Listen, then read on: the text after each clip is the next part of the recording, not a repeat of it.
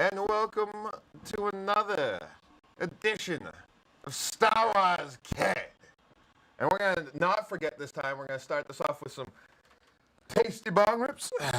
Sloth. And we have two lighters this time, so we can actually do this properly. We're always seem unprepared. That Patreon money is really paying off these days. We poured 2 lighters now. Thank you.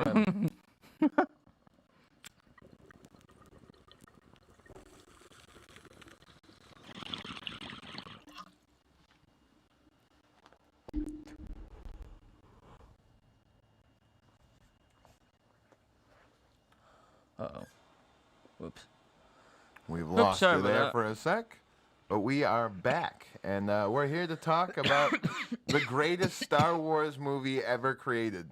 Isn't that right, Sloth the Buckethead? No, you could say so. Everybody has their own opinion. You could say I'm wrong. Everybody has their own opinion, so I'm sure there's plenty of people out there that are thrilled about that we're talking about this movie. That is fair. And for you people at home, stop watching. No, I'm just kidding. Stay home. But, we're going to be talking about Star Wars The Last Jedi today. So, it's, a mixed fan reaction, to say the least. But it's a longer one, too. We're going to tell you right now, our usual Star Wars kids are, like, pretty quick. This is a long movie, so hang in there, because, we'll be talking about it. Yeah, definitely they fill in a lot. Because, like, the usual Star Wars movie is, like, 2 hours long, you know what I mean? This one... We're rocking a fat 2.5 minutes long. So, yeah, it's 2.5 hours long, excuse me. But as the bong rip people, hang in there. But, all right. So, yeah, this one begins with kind of a cool little Easter egg for people at home. Carrie Fisher's daughter is the pulled-back-haired general, I guess you could say there. And they're on, Yavin 4, I believe it is they're escaping from. Believe so, yes. Yeah, I think it's Yavin 4. Anybody who wants to correct us at home, you can find us in the chat. And, they're mid-escape. The Empire has found out about this stuff. I remember Carrie's daughter looking up in the sky being like, oh, fuck. Here's all these, big old Star Destroyers coming in hot. And we might have a Star Destroyer right here, actually. Hey! Bada boom. Star Destroyer. So, yeah, picture this thing flying in hot on you. And, but this thing's not your regular Star Destroyer. It's got a big old mounted cannon on it, which is kind of different. You never really see that on past Star Destroyers in the Empire, you. Yeah, First Order is definitely highly upgraded compared to they've got the money. They have 2 lighters as well. So, they're trying to make a really rushed escape. They need as much time as they can. So who do they send in?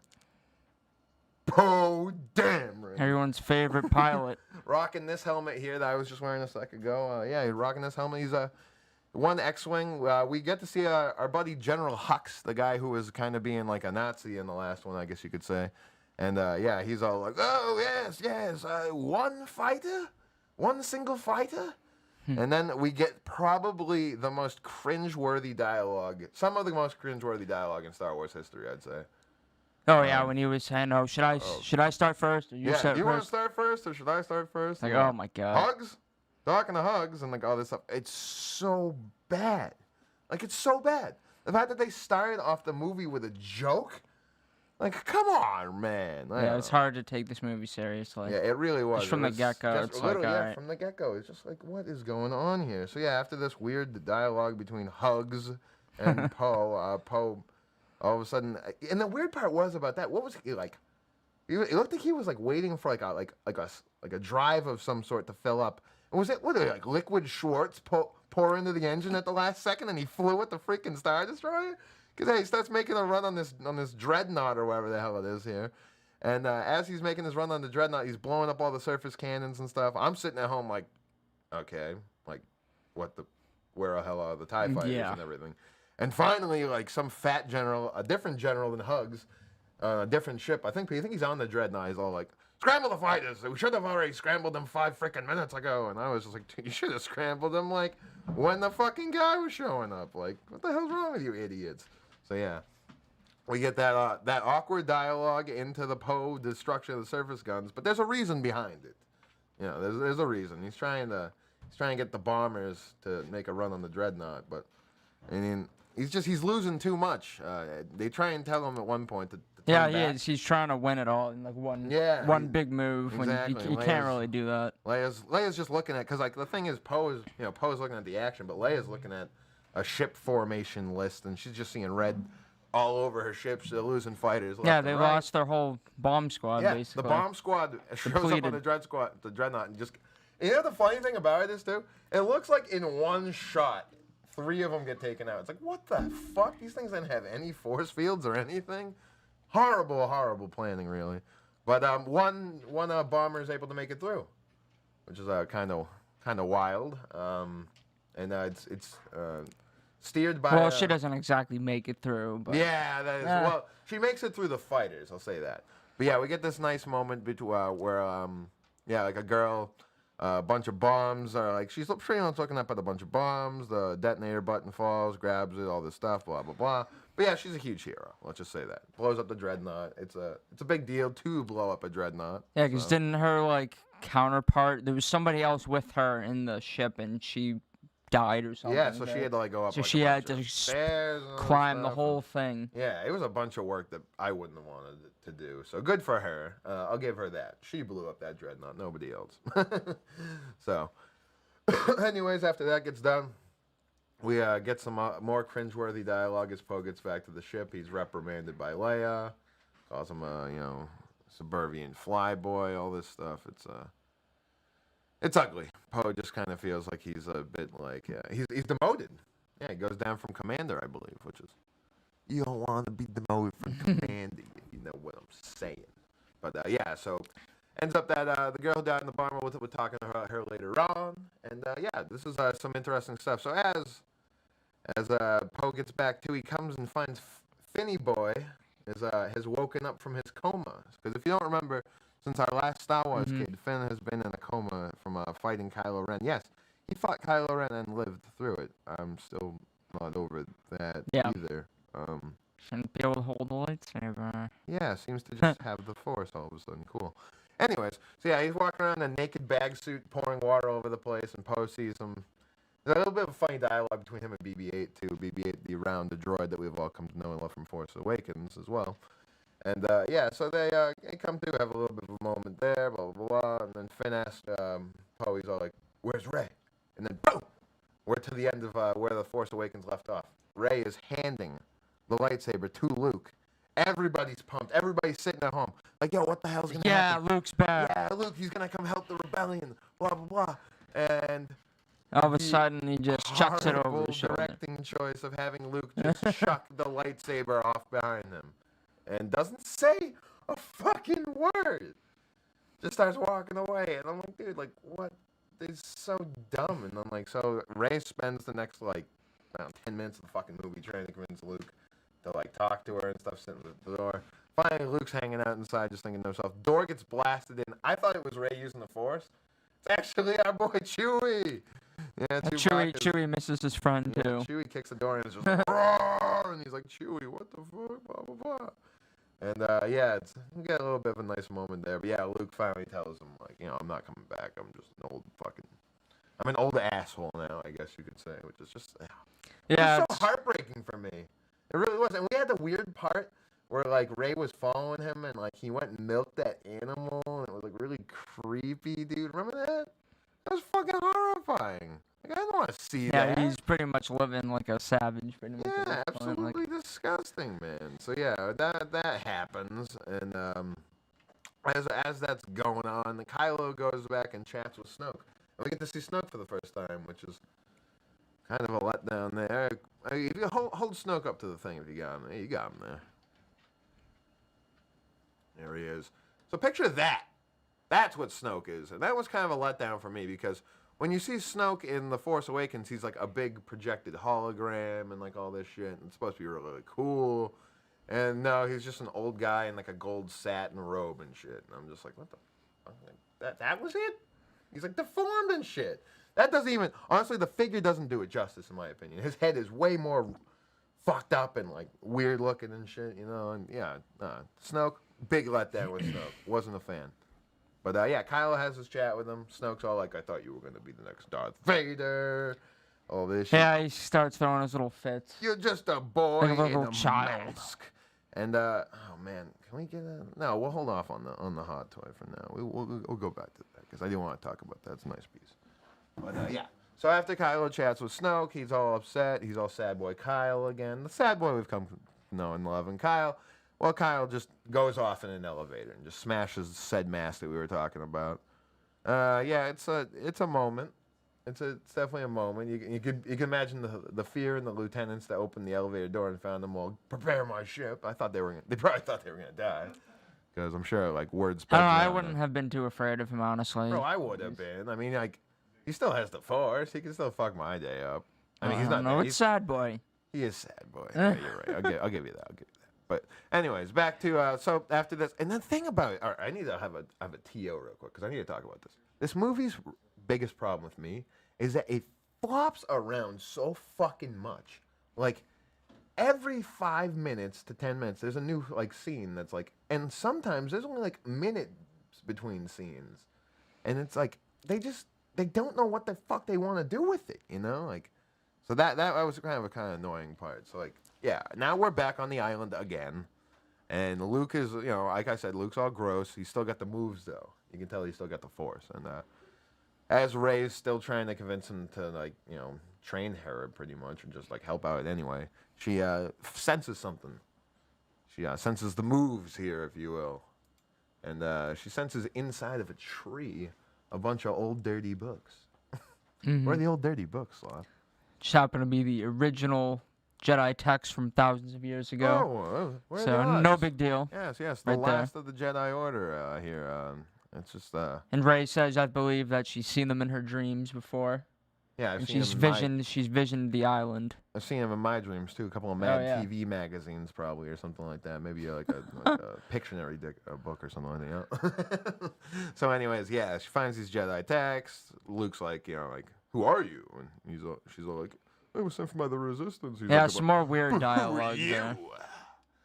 Tell me, who are you? Yeah, I was expecting more out of Luke.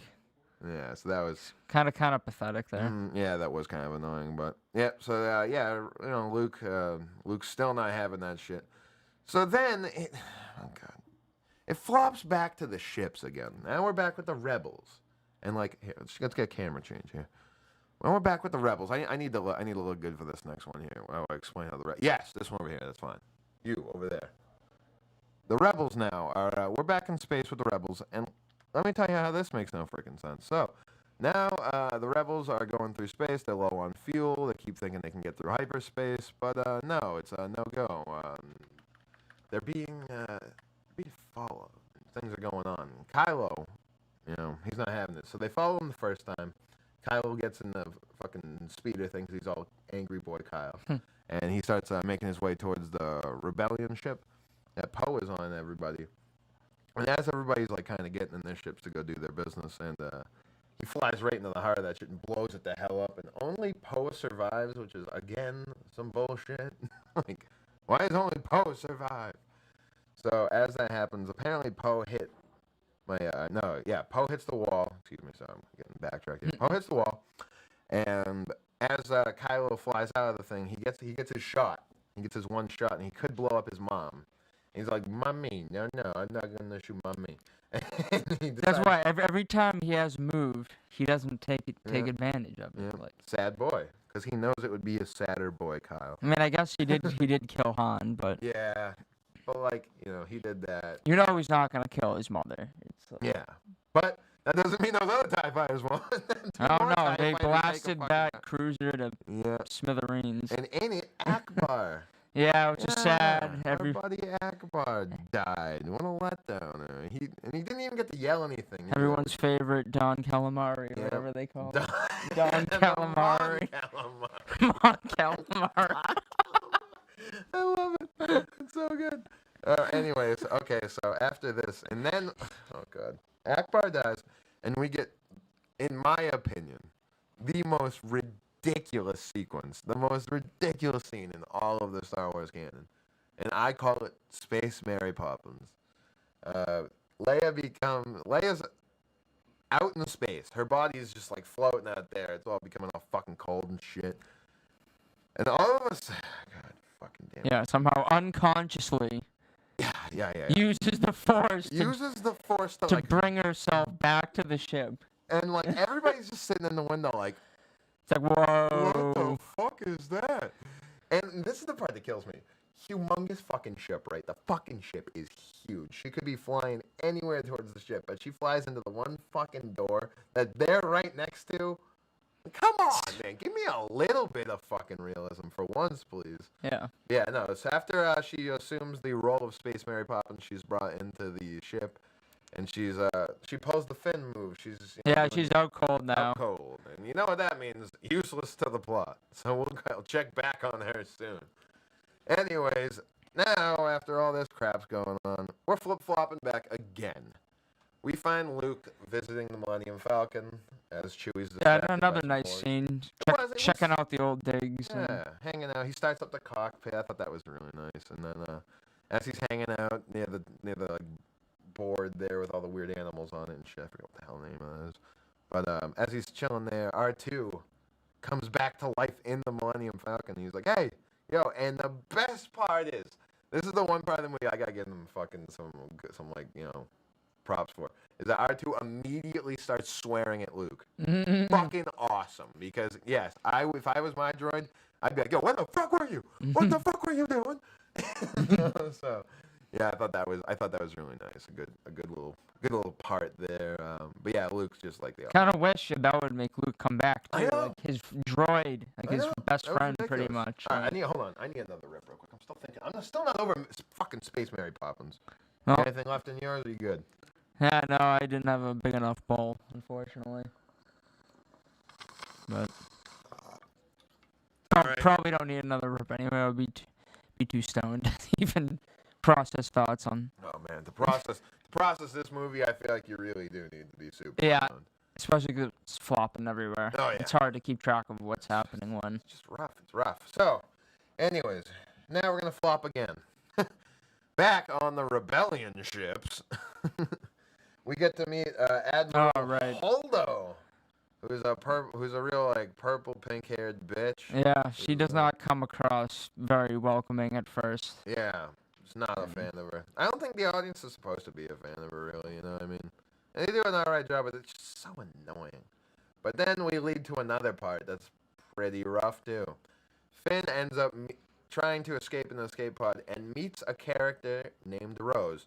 We're gonna do another TO here though, because I do need to say something. Let's get a camera change for this. Star Wars fans, if you're listening, stop giving the actress that played Rose a hard time. All right, it's not her fucking fault that they wrote a bad movie. All right, it is not her fucking fault that she had to fill this role. All right, it is not her fault. All right, when you put that out there, huge disclaimer. Person who plays Rose, if you're watching this anytime, you're cool with us. All right, you can come on Star Wars Kid. We won't give you a hard time.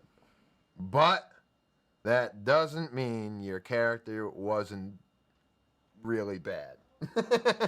So, as Finn meets Rose for the first time, she's all like, oh, yeah, she's Finn and all this First stuff. of all, It's she's just, like bawling her eyes out in the corner and having a breakdown. Yeah, it's just so cringy. And that the dialogue is so cringy. And like, she realizes that Finn's trying to hop ship, so she zaps his ass and all this shit.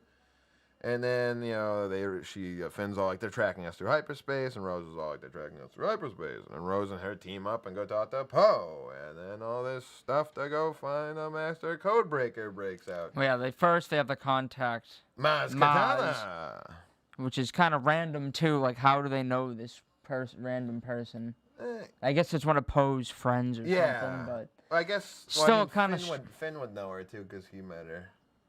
True. You know what I mean, so yeah, I guess that would be how she like did read all their minds and stuff. But either way, yeah, nice. I was saying to Sloth that while we were watching the movie, it'd be even better though if they actually ended up making it the Maz Kanata movie. If she just started following her adventures, it would have been way cooler. So, anyways. Maz tells him about Master Codebreaker in a place called Canto Bight. And we're going to stop here for a sec. Let's get that top cam going. Bada boom, Canto Bight. Written by Saladin Ahmad, Ray Carson, Mira Grant, and John Jackson Miller. Tells all about Canto Bight, what it is, what's going on. And just like, how it's all hanging and banging. there in Canto Bight. So, yeah, they have to make their way to Canto Bight. This is Rose and Finn I'm talking about there. And, yeah, it's an awkward time for everybody. They get there, it's like a big casino planet and shit, and everybody's, Yeah. corrupt as fuck. Just like, Finn's all like, this is beautiful, and then Rose Rose is all "Look emotional. closer." Yeah, and then I mean, it does look like a pretty fucked up planet. Well, I wouldn't want to. I mean, it's the same as every place you go. There's always those rich places where. Yeah, no, that's true. But, You know. yeah. Seems like everybody's just all corrupt on this planet. Yeah, not everybody gets their money. Yeah, they just want to. They In want to the see right that way. place burn, and well, we'll get back to that. So yeah, as they're looking for the master code breaker, they're swarmed by security over their spaceship. They kind of crashed on the beach. I love how they didn't really mention that either. They were just like, yeah, no, we did crash the spaceship on the beach. Sorry about that. And yeah, they're put in jail, which is kind of fucking weird. And as that's all happening, we're going to phase back again, because we just keep fucking phasing. Let's phase a camera. Go back to another camera. Yeah, as we're phasing around here, phasing cameras, phasing storylines, we get a real weird occurrence with another Force dyad between Rey and Sad Boy. Sad Boy Kyle and Rey have a weird Force dyad moment where they're kind of just figuring out, like, what's going on. Like, how can we see each other? Like, what's going on? Like, I not know where you're at. Where's Skywalker? All this shit. So, yeah, So at some weird times, Luke almost figures it out then, too. He comes out of the door, but, it ends. And Luke decides, we gotta get some training going on. So as Luke's trying to training Rey, they have her like sit on like a stone pedestal, kind of in a way, like sort of hippie style, cross-legged and all this shit. Now she's sitting there trying to feel the Force. He says, "Reach out," and as she reaches out, Luke's all like, fucks with her a little bit with her hand. Like, blade of you remember that part, right? Yeah, more stuff I don't like about the movie. Yeah, it's just like such ridiculous so weird dialogue. It is. Just let's see some actual Jedi training, right? not like some bullshit. Then apparently she pulls off some actual Jedi training or some shit, and with Luke actually not even doing anything, just like telling her to reach out. It's fucking ridiculous. With her feelings, like, is that all it takes? Is for someone to tell you to reach out? It is. My man, you. Yeah, man, thank you so much. But yeah, anyways, bro, yeah, so they get back to this stuff, and Rey is, she's kind of just like finally does reach out. She feels the Force and all this shit, and fucking, it takes her to a weird place. It takes her right down to this like weird sinkhole, I'd say, in like the island. And like as this is going on, Luke's yelling, Rey, and all this shit. She can't hear him. Yeah, Rey just gets straight sucked to the dark. Yeah, and Luke's just like, you went right to the dark, blah, blah, blah. But then Rey reveals to the audience that Luke is also nowhere in the Force. He has closed himself down to the Force. And that's why, I mean, it obviously makes sense in a way to stop the Empire from finding, or stop the First Order from finding him. It's also probably why Leia hasn't been able to find him either. Exactly right.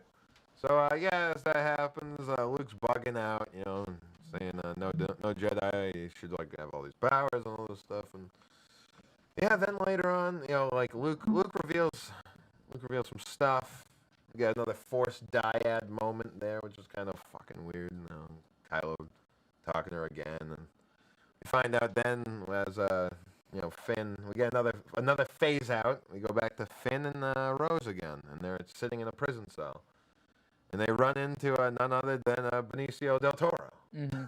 It's just like, okay. Just random as hell. Yeah, it turns out he's a code breaker. Just, like, how convenient the other prison mate in there is. It's fucking ridiculous. And then he just opens the cell and just walks out. Like, he was just in there to take a nap, basically. Yeah, it's just like, like, come on. So much, dude. Like, there's so much about this stuff. And, like, they find out that the Canto Bight people are getting rich selling weapons to the First Order and all this stuff. Oh, God. It's just cheesy. It really is. Okay, so we're going to have yet another phase. We're back to Luke and Rey now. And Luke, after this whole freak out there that he's having, he tells Rey about what happened with Ben Solo. And that's a big moment. We should probably stop and talk about that, though. Because, all right, so Luke was training Jedi, which was kind of cool. That part's cool to me. I like that. I wish they did fucking more with that than what happens. So Luke took... like Ben Solo and like 12 other Jedi. Yeah, 12 other Jedi, and he tried to make his own training school for Jedi. I was horribly wrong one night when Luke senses the dark in Kylo and like goes to do something about it. Kylo wakes up mid doing something about it and drops a fucking roof on Luke as he's like, Kylo, no. Or not Kylo, Ben, no. But yeah. Anyways, it's just a weird moment there. You think that Kylo is just evil and that Luke didn't do anything wrong. So interesting there. And then we get another fucking phase out again. And we're back at the Rebels. Yeah, it's too much. It is. We're just bouncing all over the fucking place. And, we're back on the medical frigate. It's out of gas, about to get blown up. Boom! Goes up like a fucking matchbox by the First Order, and they've lost their first like big ship. And Hugs is all like, oh, how much gas do they have? Blah, blah, blah. All this shit. Dumb. And as that's going on, Rey has another weird Force dyad moment with Kylo. And this one's kind of significant because Kylo, is all like, like, did he tell you and all this stuff? I know all you need to know about me and all this stuff, blah, blah, blah. And then Rey's all like, hey, let's go to the dark part of the island. And, she sees a really weird moment there where, like, the cinematography gets really crazy. It's, like, really trippy. Rey sees, like, a million of herself and all that stuff. It's like a big fucking acid trip, pretty much. But, that's the dark part of the island, apparently.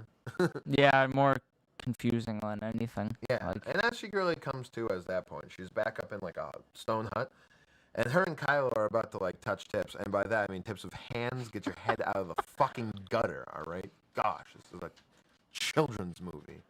So yeah, they're about to touch hands, and as the hands are about to come together, you see them. Oh god, they're so fucking close. But then boom, Luke. Yeah, this is where Luke comes out. Stop! And then, boom, he literally blows the fucking whole HUD up, which I thought was cool, pretty cool cinematography. And, she's all like, well, what happened, blah, blah, blah. And then, like, it was actually that Luke was going to strike him down because he was fearful. And, he didn't have fear as a Jedi and all this stuff. And they go at it. Luke shows that he's a beast. But then Rey drops his ass, which is kind of, didn't really like that. Thought Luke would be stronger than that. But, Rey drops his ass. She's all like, you should come. And kind of Luke's like, no, I'm not going to go. And, Rey's all like, fuck it. And I'm bouncing out. And she heads off to, she knows that Kylo is the only hope left for them right now, which I thought was another interesting choice. But, so Luke's chilling on the island. Rey's making her way to Snoke's ship to confront Snoke and Kylo. Mostly just Kylo, seeing if she can turn Kylo. She desperately needs to turn Kylo in her mind. Which is just dumb. Let's get a camera change on this now. And then, that's a weird moment where Luke's left on the island. He's kind of just walking around. It's like Survivor. But then all of a sudden he goes over to the ancient Jedi text. He looks like he's about to burn the shit down. And then he sees an old friend of ours, Master Yoder. And for some reason, Yoder's wicked fucking annoying in this. Like, Yoder's wicked fucking annoying in this. Like, he's just, like, saying shit. He's like, oh, Skywalker. Oh, God, your son, John. Let me fucking zap the ancient text with a lightning bolt real quick. Skywalker. Oh. That whole fucking thing, which is so weird. And then, like Luke's all, the ancient Jedi text. And he's all, like, turn pages they were not. Which was such bullshit. That part pissed me off more than anything. This guy defended the Jedi Order, for like 900 fucking years. He trained like and he's willing to burn the text. And then he's just like, oh no, fuck it, dude. Like, they weren't page turners. The whole shit that I like promised and preached about forever. Like, dude, fuck that, man. Yeah, that's another. That pissed me off so much. Like, that pissed me off so fucking much, man. And that's Luke sees Yoder. And they have their fun laugh. And as this is going on, the Codebreaker gets set to get them in. Sorry. I had to mention. We phased again now. We're now with Rey and, Finn and Rose. Mm-hmm. And what are they up to with the Codebreaker? Well, they're trying to see where they can gain access to the tracker. We're on the lead destroyer, is it? Yeah. They want to try and, like, get the tracker so they can stop tracking them through hyperspace and whatnot. Mm-hmm. Trying to de-establish that. So they're with Benicio. They're just hanging out on the ship, just doing the Benicio dance. And We get our first look at evil BB-8, as I call him, which is BB-9E, which is very strange. Every weird moment where, like, there's a thing with the smelter and the thing that, Rose gave him, and she gives it back, and, it's nice and all that. But as they get inside, that turns out, boom, Benicio double-crossed them again, and who turns up to get our boy Finn in trouble? Phasma! Let's get down the camera real quick. She doesn't show up with all this stuff, but yeah, there you go. Yeah, so this silver stormtrooper looking up, not without the burns are a later thing here, which we're about to get to. But yeah, so Phasma shows up. She's all like, "Oh, FN2189, Finn. Like, good to see you, traitorous scum. Like, prepare to fucking die." So yeah, they're all pissed off and like all this shit. Turns out it's not good times for them right now. So as this is going on, Poe goes and confronts Haldo again after being torched by her the first time. And he realizes that the transports that are being loaded up with gas, and that those transports don't have a shit sake in hell of living fucking through a bunch of lasers and shit. So he's all like, "You're killing us. You're gonna kill us all." So they try and have a good old fashioned Star Wars mutiny on the ship, and as they try and take the bridge, the doors getting like ripped open and stuff. You're like, "Yo, what the fuck's going on?" You think it's a bunch of soldiers and stuff about to throw down, and Leia all of a sudden comes in. She's wearing like a blanket and shit. Straight up tases his fucking ass, blasts his ass. So Leia, boom, blast. I thought was kind of fun. But yeah, so no, it actually turns out that the plan to launch the transports, they can't pick them up. It's a fucking distraction. It's a good fucking plan, actually. Just that Poe is a fucking maniac. Couldn't have that shit. So yeah, now ends up that the Codebreaker, though, who's already screwed over Finn and Rose, well, he reveals the transport plan, so it actually gets pretty fucking ugly. So as they're trying to make their move on the transports, are trying to get to the base in Crate. Is that correct, Sloth? Yes. All right, good old Crate there. But yeah, as they're trying to make their way there, bam, transports can start blasting on there. And all this is going on. Rey kind of is going into the Snoke ship. It kind of is interesting how she flies in. She flies it in like a little coffin that's blasted out of the Millennium Falcon. Remember that? They show up, blast the coffin out, and then take off again. And yeah, as Rey's going in, she's taken in with ties.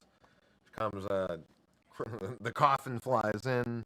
Bang, Kylo's looking at her and shit. It's just a weird moment. And you know that Kylo's going to take her before Snoke. And Rey is brought before Snoke, and yeah, try and turn her. They try and do the classic Emperor Darth Vader move, like two of us can turn the good guy. Doesn't work out well. So yeah, Kylo tries to turn Rey to the dark side. Take it from here, Sloth. So yeah, so while Kylo is attempting to turn Rey to the dark side, which we all know is most likely not going to happen. Yeah. So yeah, they're fighting at this point over a lightsaber with the Force, and this is an interesting sequence how they're like both got the hands they're out. both trying. You're like wondering what the hell's gonna happen with the saber, And this is a sequence that gets really heavy. Like they got a lot going on in this one sequence. So as that whole lightsaber is fucking going on, you get Haldo there, purple hair, and the purple hair crazy bitch. She actually ends up being pretty fucking noble, which I thought was a good little turnaround for her. I mean, I still don't like the character that much, but she turns the big ship around and tries to hyperdrive this shit right through one of the main. Is there another dreadnought? I don't even know what the hell. No, it wasn't a dreadnought. Just the main cruiser that was tracking them. That makes sense. So yeah, so she's trying to do that, and also while that's going on is Finn and Rose are about to be executed by Phasma, and she's got the weird fucking. Everybody's sitting around with these fucking crazy things hanging around here. And get the Black Series thing. See this in the background, and yeah. So as this is all going on. Rey's getting tortured by Snoke. Fucking Snoke. Snoke's all like, we're gonna turn, blah blah blah. What do you think? Kylo's gonna turn on me? But Snoke makes a dumb mistake. of putting the lightsaber right next to his dumb self in his chair. And you can see Kylo kind of do this, like, Yeah, he got ooh too with his hands. overconfident. Yeah, got way too overconfident. So, as Kylo's about to, he's all like, sacrifice her, Kylo. Kill her right now. End your training and blah, blah, blah. And as Kylo's about to strike Rey down, he makes a move. Bam! Lightsaber. Yeah! Fucking cuts Snoke right in half. Kind of cool thing. I thought that was kind of cool.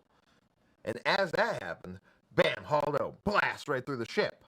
So we got that going on, and that led to the cease of the execution because that blew up the whole hangar that Rose and Finn were about to get executed in. But out of nowhere, Phasma shows up again with an army, and we get this battle sequence that's just so fucking cringeworthy with the diary, man. I mean, not diary, excuse me, with the dialogue. It's just so bad. Like, you just get this part where, like, they're about to go, and you know that fucking, like, he's got one of these fucking dumb things, and fucking she's got her dumb thing. And, oh my god, he hits her with the "Let's go Chrome Dome" line. And, dude, I cringe every time I hear it. So as, they're going back and forth, blah, blah, blah. She kicks him down, and you think he fell down an elevator shaft and died, which would have been interesting. But instead, he falls down on this elevating platform, and he has this thing again. And she's all like, "Scum," and he's all like, "Rebel scum." And boom, just baps her in the head, and that's why you see she has that burn mark on her head there. So, that's kind of weird. You get that kind of cool moment. I guess that's like the reveal of Phasma, too. You see her, like, her face and everything. And, like, Yeah, for 2 seconds until she's dead. It's so fucking annoying, man. It really is so annoying. And so while this is all going on, they have to make their escape.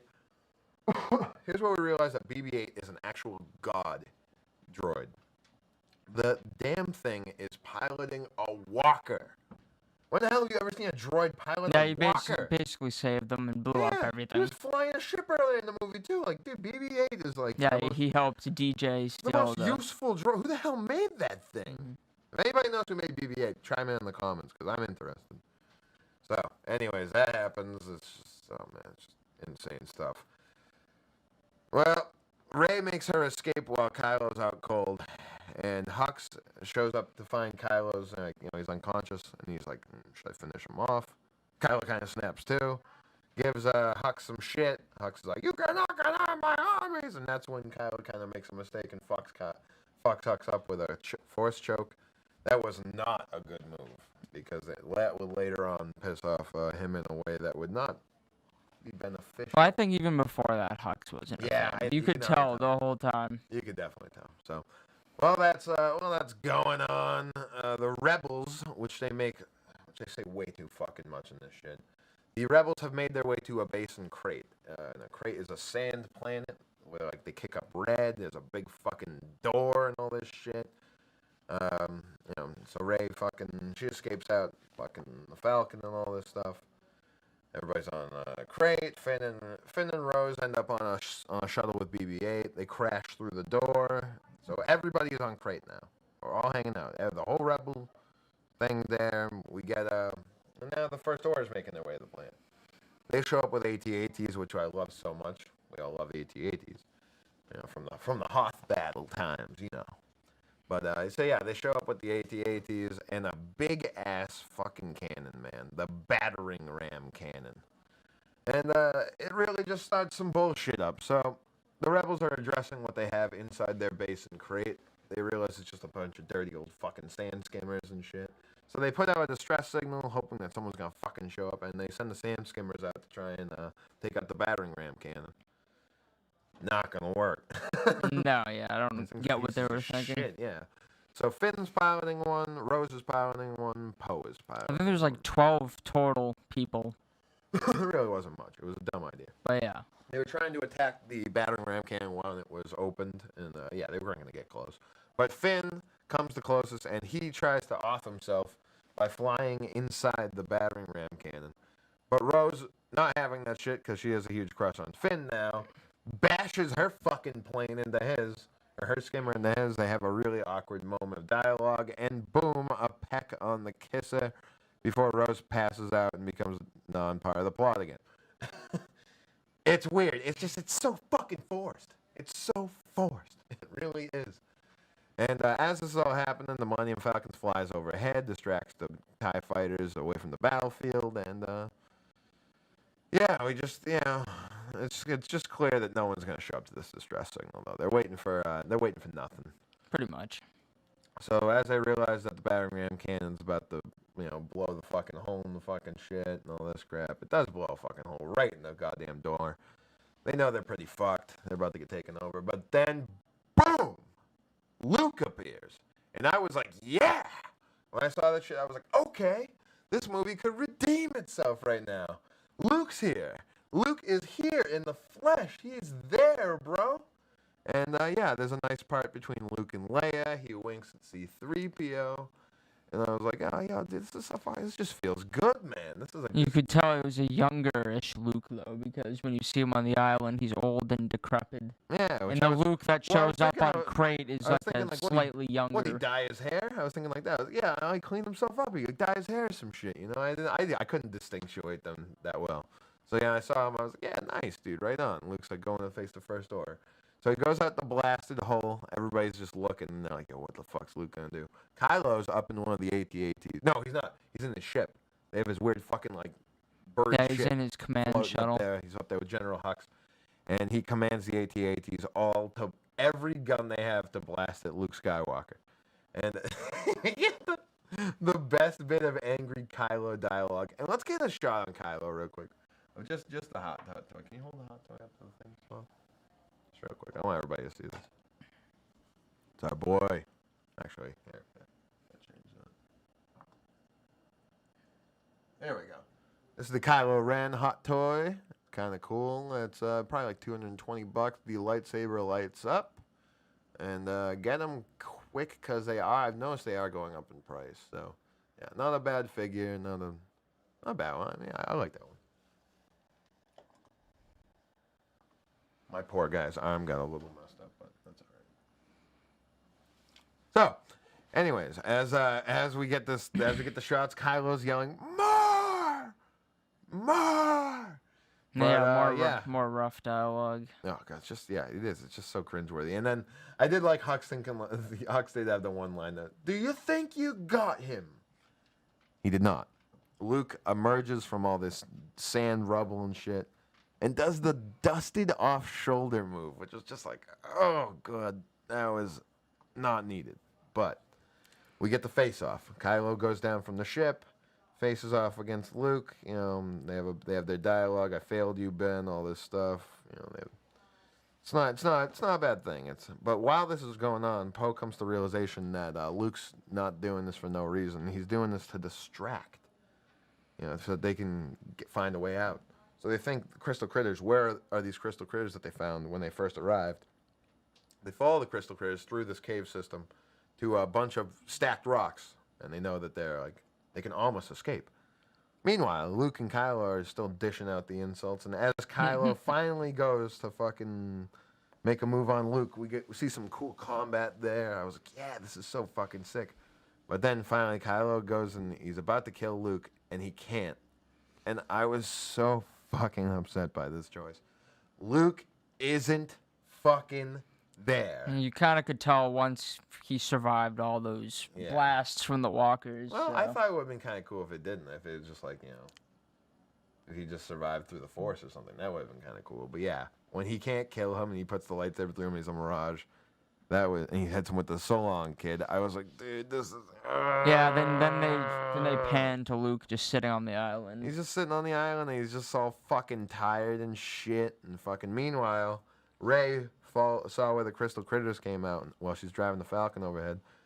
Hops down there, lifts up all the fucking rocks so all the rebels can escape and shit, and you get the lifting rocks thing. And, Rey lifts some rocks, big fucking whoop, blah, blah, blah. That's the end of Luke. They go back to the island. Luke's just fucking dying there. He disappears. It's just so fucking cringeworthy here, people. Yeah, weird ending in the Falcon. Yeah, so the rebels, they make it onto the Falcon. And here's the thing.